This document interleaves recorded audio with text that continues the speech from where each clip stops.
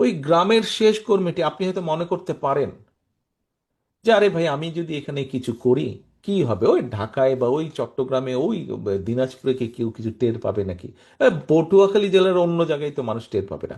এটি ভুল ধারণা সম্পূর্ণ। আপনার এই ধারণাটা ভুল। আজকে আপনি যদি এলাকায় এমন একটি কোনো কাজ করেন যেই কাজটি মানুষ পছন্দ করে না, এটির এফেক্ট আপনি নয়, এখানে উপস্থিত প্রত্যেকটা নেতাকর্মীকে এটির নেগেটিভ এফেক্ট অর্থাৎ এটির খারাপ প্রতিক্রিয়া ভোগ করতে হবে।